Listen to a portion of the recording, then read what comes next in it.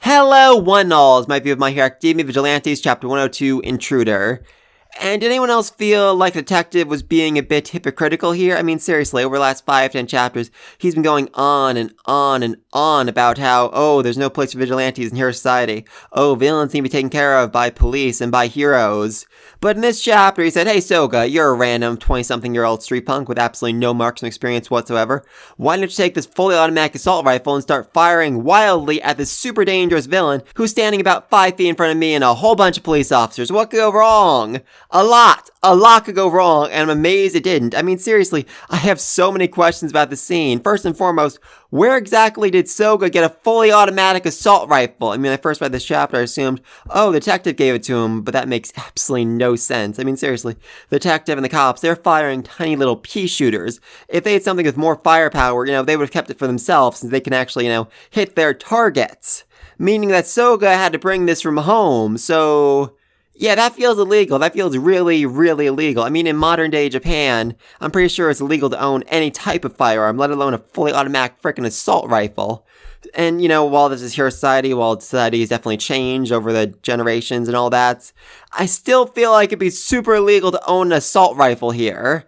I mean, maybe it'd be allowed, but I'm about 99% certain that, this isn't licensed and registered in Soga's name. Much more likely, Knuckle Duster bought it on the black market and gave it to him, which, like I said, definitely illegal.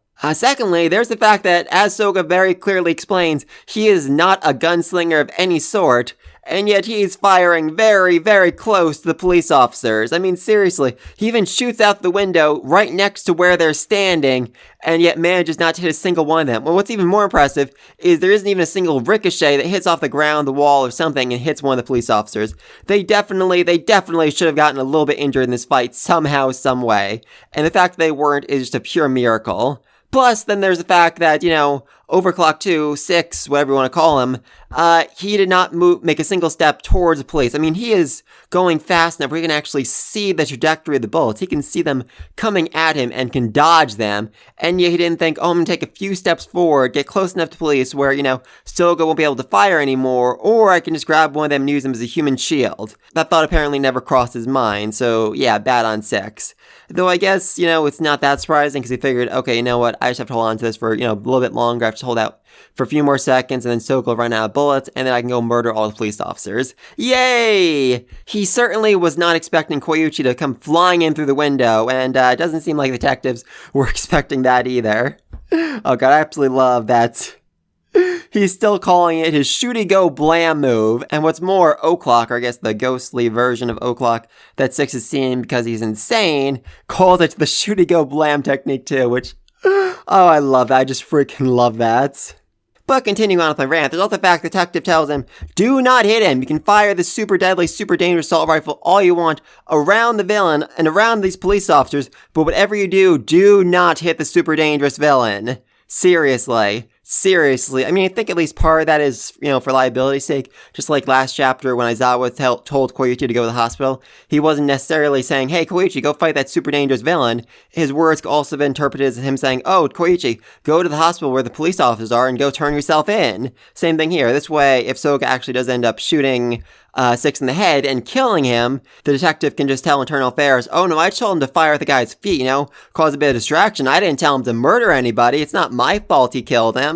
But also part of it is just his stupid police officer pride. I can't let you, a civilian, get your hands dirty, which, seriously, you're fine with him firing at a super dangerous villain, putting himself basically in harm's way, but you draw the line at him actually hurting somebody. That just, oh god, detective, you really irk me sometimes, and you're just so very, very inconsistent in this chapter. I mean, seriously. Oh, and there's also the fact that the detective told his officers to fire at 6's legs. Not his head, but his legs, which, oh, such a bad idea. Such a very, very bad idea. I mean, in his defense, I am pretty sure he's not aware of the fact that 6 has like a dozen different quirks and can, heal from any wound. He thinks, okay, if I shoot him in the legs, he won't be able to run away anymore, we'll easily be able to detain him. That is not the case. That is not the case at all, and he's going to very, very quickly recover from those bullet wounds and go on to try and murder all the police officers, the detective, Koyuchi, and probably Soga as well, which, oh, that's going to be bad. That's going to be very, very bad. But I'm also very excited to see it. Yay! I mean, this fight is far from over. We still have the Pronomu waiting outside. I mean, I get why 6 didn't bring them in with him because, them blowing themselves up inside a hospital would be annoying at the very least. At the most, it'd probably cause the ceiling to collapse on top of him, which, yeah, like I said, just very, very annoying. Though I'm curious if he's going to change his mind now, have them come rushing in to, take down the detective, buy him some time to regenerate so he can, rush past them and go try to murder Pop. I mean, if he does, Midnight seems to be in the room with Pop waiting for him, so yay! Definitely be interesting to see Midnight do her best to try and fight against 6. I mean, her ability to, make people fall asleep would definitely be helpful here. Though, now that I'm looking at it, 6 doesn't have a nose anymore, which, okay, so maybe Midnight wouldn't actually be able to do anything to him. I guess breathing it in through his mouth would work too, but I think the nose is better. I'm not sure why I think that, but I think that. Also, let's take a minute to appreciate 6's new face, which is, ugly. Really, really, really ugly, and very reminiscent of All For One. It's interesting, 6 is basically cosplaying as All For One right now, while Koichi is in his All Might hoodie. This is as close as we're gonna get to the big ultimate confrontation between All Might and All For One. I freaking love that. But anyway, apparently he's using Overclock's processing power to control the Nomu individually, but this is limiting what he can do in his main body, so he just leaves them on zombie mode, more or less. And I'm very curious what this actually means. I mean, are they just brain dead? Are they just going to wait there for him to come back? Or do they have, pre-given orders to follow if something happens? Like if any of the heroes try to run into the hospital, will the Nomu just start attacking them randomly? Are the Nomu that are still, off fighting the other heroes going to keep fighting the other heroes? Or are they just going to, basically stop moving and just stand perfectly still until 6 starts giving them orders again? I mean, I feel like they have to have some sort of pre-given orders to be following right now. Otherwise, all the heroes are going to rush very quickly to the hospital and stop them. At the very least, Ingenium could get there very, very quickly. So, not sure about that. Anyway, then the police and the detective are waiting in the hallway for 6, and they say he's under arrest for assault, destruction of property, and unlawful entry, which, yeah, man, that's just the tip of the iceberg. He's broken so many more laws than that, so many more laws. Are you just trying to, get him on the laws you actually know he's guilty of, or what's going on? I mean, you're like 90% certain he's the one that put your partner in a coma, so weird, very, very weird that that's all he'd say. Also, he's not, immediately opening fire when he really should be. I mean, he knows how dangerous this dude is. He should have, started shooting as soon as, he burst through the door when there was all that smoke so he couldn't actually see the bullets coming towards him. Waiting was probably a bad idea here, I think. Though I guess this was just a trap so that Soga could start opening fire on him and distract him enough, force him to use up enough oxygen where he wouldn't be able to stay in his accelerated state any longer, so I guess that works. Oh, also something that was kind of glossed over this chapter is the doctor saying most of the high-tech medical equipment is ruined. Yeah, that's a problem. That's a really, really big problem, because I'm assuming a lot of patients are being kept alive by that high-tech medical equipment.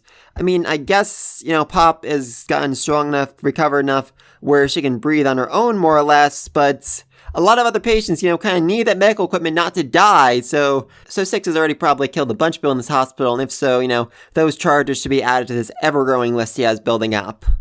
I also just love that 6 can actually see the trajectory of these bullets flying through the air, and they're actually affecting the ghost, vestige, whatever you call it, of O'Clock. Like, you can see his shape being morphed by them. I find that a great detail. I really did just love that.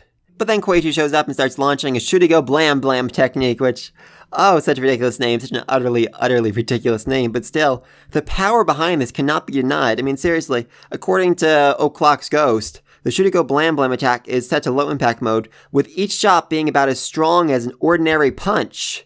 Yeah, that's actually pretty impressive. I mean, he can fire these things off from quite a distance with a fairly impressive accuracy, and each one is as strong as a punch. I mean, that can do a lot of damage, especially if he can do it without worrying about being struck back because he's so far away from his target. I mean, how much Koichi has grown in this series really is amazing, and what I only realized when I was looking something up to this video is that Koichi has been a vigilante, has been the crawler for 3 years. Yeah, the first chapter in this series took place 3 years ago, and that really does, put things into context. I mean, for one thing, the main series, main My Hero Academia, has been going on for 300 chapters, and they've only really covered about 1 year. I mean, not counting the first 3 chapters, but after that, it's only been about 1 year, and we've seen how much Deku's grown, how much all of his classmates have grown in that time. Koichi has 3 years of vigilante activity, 3 years of training, of improving again and again and again. It really does show here. I mean, all his techniques have incredible power behind them, incredible accuracy behind them, and he knows just how to use them in order to take down a villain, in order to deliver the most powerful powerful blow we can. I freaking love it. I just freaking love how much he really has grown this series. And it's going to be very interesting to see how he goes, full force against 6 next chapter. Because we all know 6 is not staying down for very long. I mean, the detective's like, oh, we can secure him now. No, you can't. You absolutely cannot. And oh god, just knowing how utterly stubborn the detective is, I'm going to assume he's going to try and put Koichi, in handcuffs before he tries to put 6 in handcuffs, which, oh, that'll be bad. That'll be so bad. I mean, seriously, I could see Koichi trying to fight 6 with his hands literally tied behind his back and still doing a better job at than detectives. That would actually be pretty funny. It would annoy me, but it would still be pretty funny. And then, I'm assuming 6 is going to knock out all the detectives, injure them badly enough where they're out of the fight, and it's just going to be 6 versus Koichi. Koichi finally unleashing everything he can, unleashing his full deadly attacks, trying to do everything in his power to stop 6, no matter the consequences, no matter what does to him, no matter what does to 6. Because I truly believe, Koichi is ready to kill here. He's ready, he's prepared, he knows that in order to save Pop's life, he might actually need to cross that line. He might actually need to put 6 down. I would so love to see that. I mean, seriously, Koichi might kill before Deku does, and that would actually be pretty funny. But yeah, let me know down below. Did you think the detective was hypocrite for telling Soga to fire randomly at this super dangerous villain after all his rants and raving about how vigilantes have no place in hero society? Do you think 6 is down for the count? No, probably not.